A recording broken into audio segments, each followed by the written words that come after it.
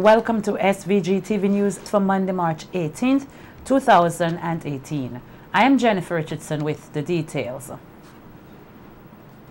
This country's Minister of Information Technology, Camilo Gonçalves, earlier today made a call for considerable work to be done in ensuring that a 21st century governance policy is implemented throughout the Caribbean region.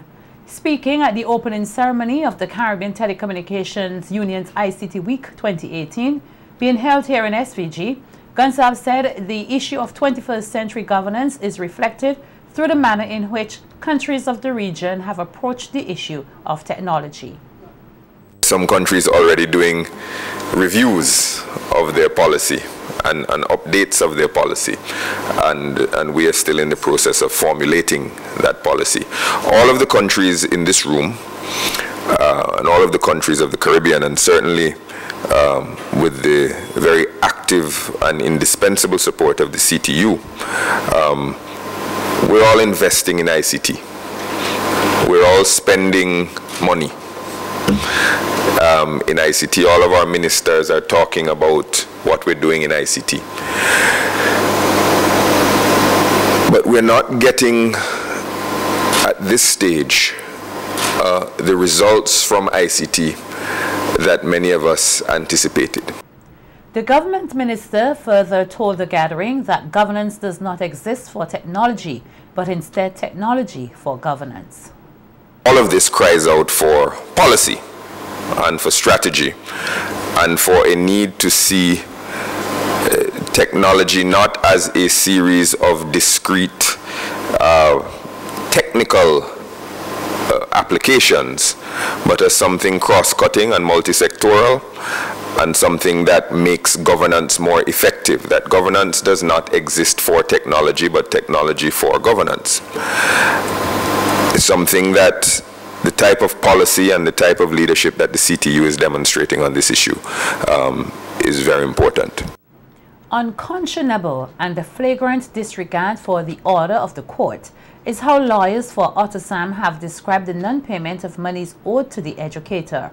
According to a media release from the legal representation for Sam, dated today, Monday 19th March, the state has failed to comply with two orders of the court regarding the payment of awards for two claims. A media conference is expected to be held tomorrow, Tuesday, March 20th, at 3 p.m. to further outline these matters. The media release noted that Sam successfully brought against the state claim number 399 of 2010, which refers to his transfer from his post as head teacher to the position at the National Emergency Management Organization, NEMO. The court described the action as being illegal and irrational. The assessment of damages in that claim amounts to $64,920, plus an interest of 5% per annum from December 2016. Sam's legal team said he has not been paid this sum plus interest. In relation to claim number 247 of 2014, in reference to the decision by the Public Service Board of Appeal to dismiss the educator from the civil service on October 20th, 2016, the court found that the decision to dismiss Sam was illogical, unreasonable, unfair, and unlawful. The court ordered the state to pay the portion of Sam's salary which was deducted during the interdiction between 7th August 2012 and May 15, 2013. This payment is said to have been made. The court order also indicated that all increases and benefits accumulated in his capacity as head teacher and benefits from the date of his dismissal on May 15, 2013, including pension and gratuity, must also be paid to Sam. However, his legal team said only part has been fulfilled. In another legal matter, lawyer K. Bacchus Batiste is questioning why these licenses for Loyal Bank and offshore bank operating here were renewed if they were in the scope of investigators. Speaking on radio recently, Bacchus Batiste pointed out that Prime Minister and former Finance Minister Dr. Ralph Gonçalves said that the Financial Services Authority, the FSA, had their eyes on the bank for some time. According to Bacchus Batiste, when the Prime Minister explains these matters, the public should analyze and not take things at face value. he always has the tendency to be defending a position, especially in this particular case. It's not like he's speaking dispassionately. So we have to read between the lines to hear what he's not saying, and we have to analyze carefully what he has said. To say that the regulators had Loyal Bank in their scope means absolutely nothing. In fact, I think it is a bad indictment on Loyal Bank and on FSA.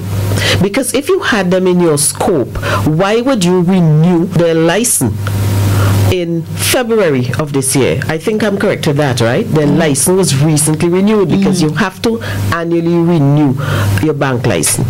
That is how the legislation is set up, so that every year you have to pay your fees and renew it. And the reason for that is that if there's anything amiss, you can suspend the license, do not renew it, pending investigation. I am asking the public of St. Vincent and the Grenadines to analyze that statement. What does it mean that you had them in your scope, or that you were looking at them? It means absolutely nothing if you do nothing to prevent them from continuing conducting their business. The veteran lawyer said Vincentians must not give the government a pass for their lack of seemingly accountable operations, which she says brings this country into disrepute.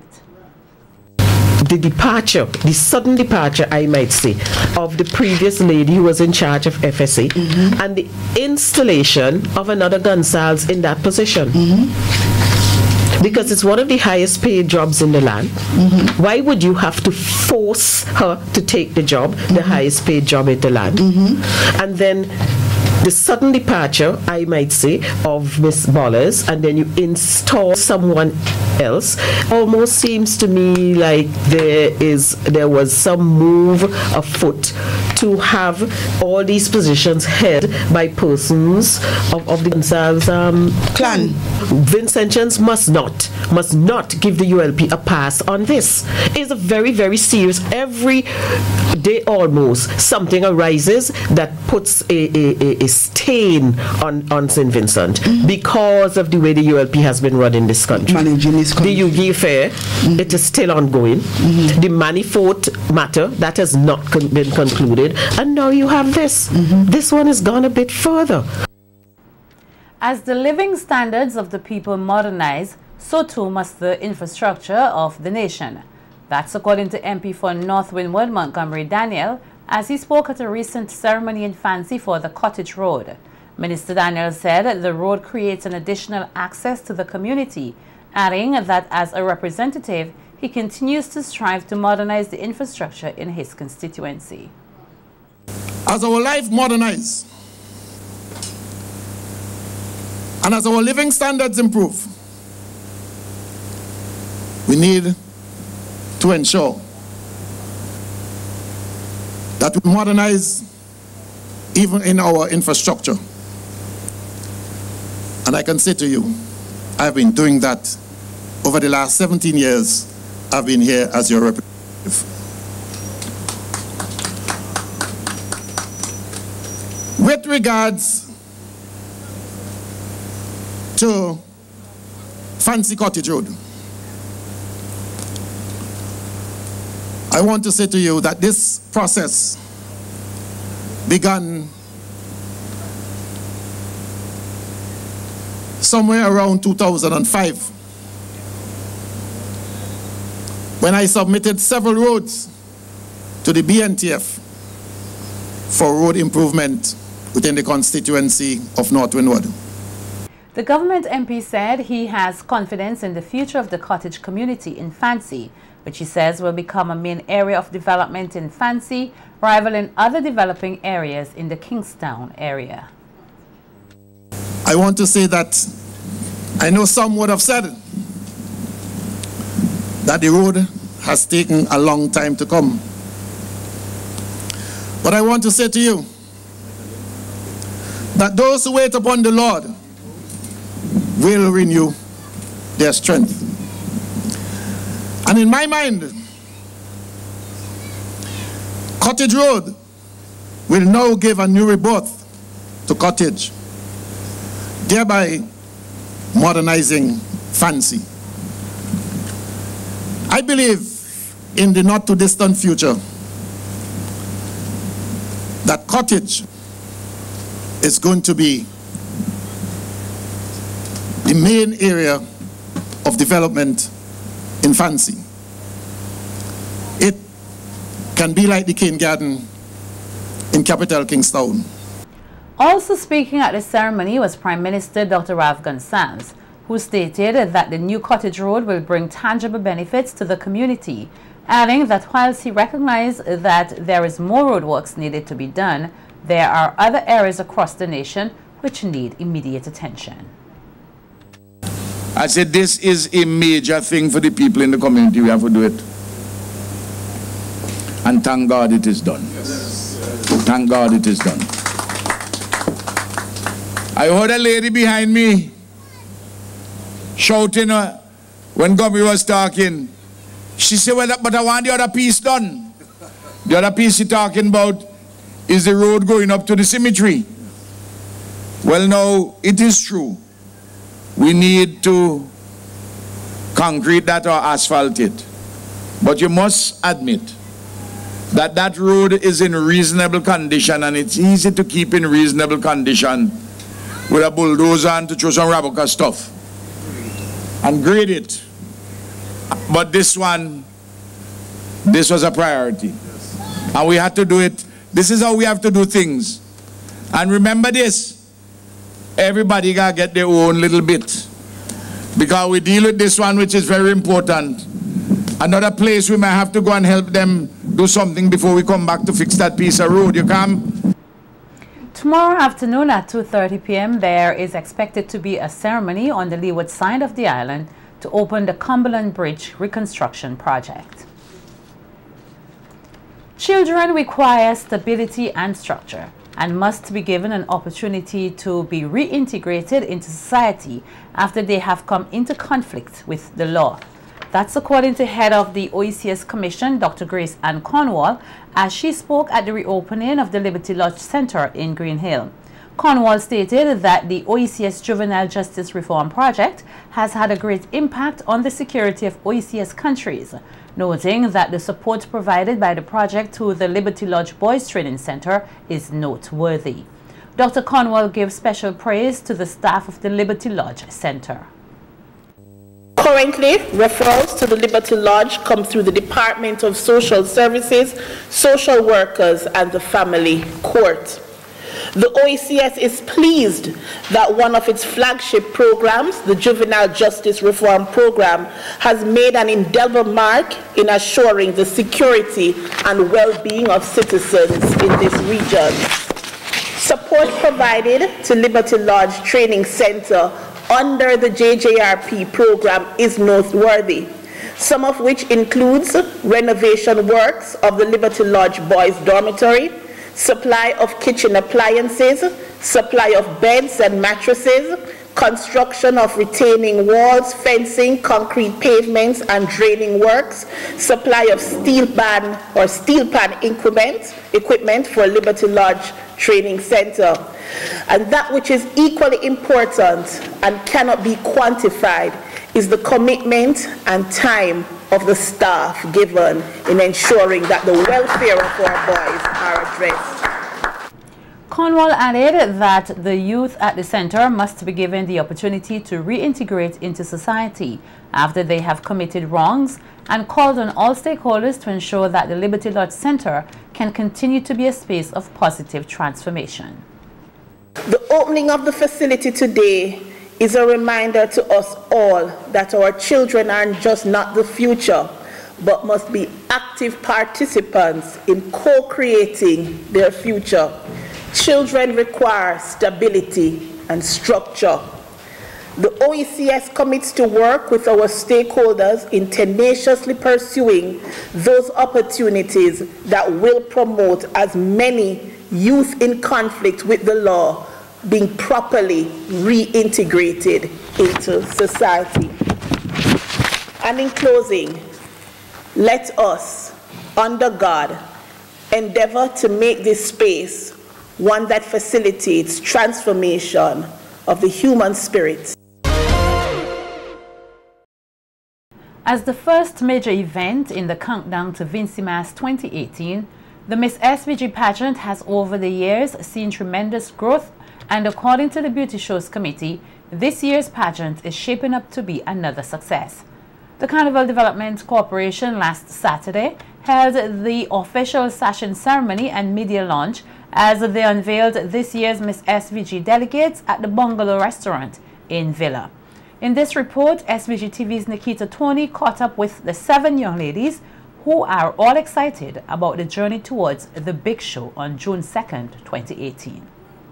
The stage has been set for Saturday, June 2nd at the Victoria Park, where 7 delegates will vie for the title of Miss SVG 2018. But before then, the CDC, in collaboration with the Beauty Shows Committee, has officially unveiled all 7 delegates at the official fashion ceremony held on Saturday, March 17th. Held at the Bungalow Restaurant, last Saturday's event gave an early signal to what persons can expect for this year's summer festival, the hottest carnival in the Caribbean, Vincy Mas. Surrounded by representatives of their sponsors, the 7 young ladies who will be vying for this year's prestigious Miss SVG title were all excited about their entry into the pageant. Contestant number 1, Miss Flo Solange Fernandez, is no stranger to pageantry, having won the 2014 Miss Patini title.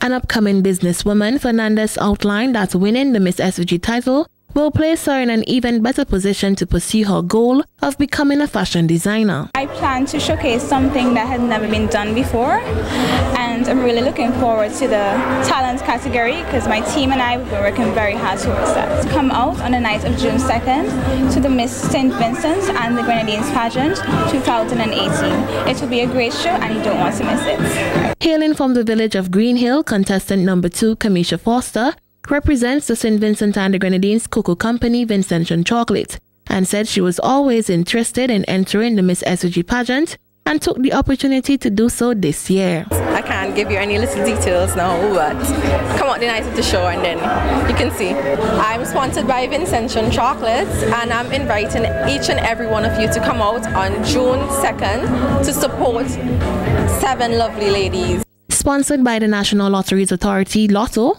contestant number 3, 23-year-old Shalisha Nanton, described herself as a creative, amiable and optimistic person and intends to cop this year's Miss SVG title in hopes of furthering her studies in the field of nursing. I've always had a love for pageantry. I've entered pageants before and I just felt like the Miss SVG is the queen of all pageants. I would like to use the opportunity to invite you out on June 2nd. There is nowhere else you need to be but Victoria Park. Contestant number 4 is Owier resident Azani Annie Lavia, Miss Geku, who intends to use her platform in the 2018 pageant to advocate for cervical cancer awareness and support. It is an issue, it is, and I plan to facilitate a support group for survivors, victims, their families, everyone on a whole. Just look out for fun, excitement, all things good from Mrs. Annie. Currently pursuing part-time studies in the Association of Certified Chartered Accountants ACC Qualifications Program, contestant number 5, Nazira Graham, Miss Metro St. General Insurance Company Limited, is determined to make the best of her opportunity to participate in the Miss SVG pageant. A long-term dream. It's, for me, it opens up the road to opportunities that I may need that would propel me in my future. And on June 2nd, be sure to come out and don't miss this best ever staging of Miss SVG 2018, because it will not be a night full of old pageantry, but new and innovative creative performance by me and my rest 6 components. Contestant number 6, Mauricia Williams, Miss Massey Stores Limited, resides in the town of Chateaubelair.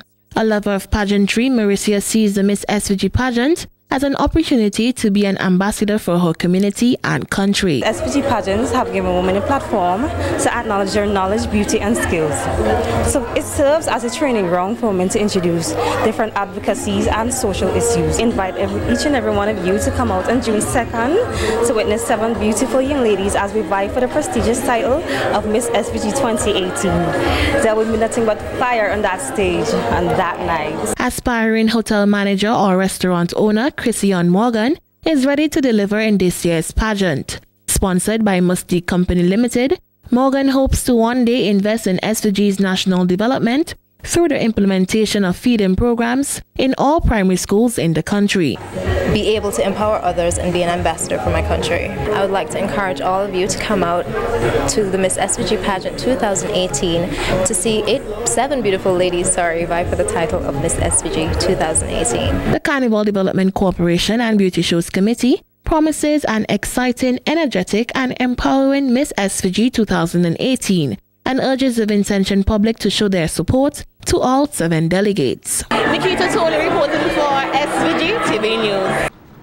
Meanwhile, coordinator of the Beauty Shows Committee and the former Miss SVG, Lafon Fraser, in her remarks at Saturday's event, took the opportunity to thank all sponsors, delegates and supporters for their involvement in ensuring the success of Miss SVG 2018. Noting that the delegates were randomly selected by their sponsors, Fraser outlined that her team will do their very best to ensure that all contestants are supported, encouraged, and most of all, uplifted. People don't recognize the value in pageantry, but the connections that you make, the development that the young women who participate in pageantry achieve is something that is remarkable, and I speak from experience as a past delegate in Miss SVG. The growth it can be immense, it can be immeasurable if you allow it to be. And I think the Beauty Shows Committee and by extension the CDC is very invested in that process. I see 7 beautiful young women sashed tonight, and as the program of Miss SVG 2018 continues, you're going to recognize their talents, you're going to recognize their wit, you're going to recognize their tremendous spirits that you are all going to be proud to call your own. These are your Miss SVG contestants. Expressing his satisfaction with this year's slate of delegates, Chairman of the Carnival Development Corporation, Ricardo Adams, commended the efforts put forward by the Beauty Shows Committee in organizing this year's pageant. I met them, and I met them very early. And I'm always impressed when I meet young ladies who are vying for the title of Miss SVG. And I meet them very early in their training. And they can speak well, they look lovely, they can walk well, and I'm sure that they're going to be fantastic ambassadors for the sponsors this year. I would like to take this opportunity to thank all of the sponsors who've come on board. We have some new sponsors this year, which is really exciting. And so we're hoping that with our partnership, we can use Miss SVG to be a wonderful showcase of the intelligence, the talent, the beauty that resides in St. Vincent and the Grenadines. In his remarks, Minister of Culture Cecil Mackey applauded the 7 delegates for their participation in the 2018 pageant. He further added that Vincy Mas 2018 is set to be even greater, especially with the successful operation of the Argyle International Airport, the AIA. Part of the marketing of the destination is the marketing of our festivals. And over the last few months, we have paid attention to doing just that in North America and also in the UK and the Caribbean. This evening, as we commence Vincy Mas 2018, we are going to utilize the beauties of St. Vincent and the Grenadines to tell the world that we are ready. And we did that in our marketing and promotion as we brought the flights in. I want to say to the contestants this evening and the sponsors, these young ladies now have a very special opportunity as we welcome the world, as we grow the numbers for Vincy Mas, an opportunity not only to promote themselves, but to promote St. Vincent and the Grenadines.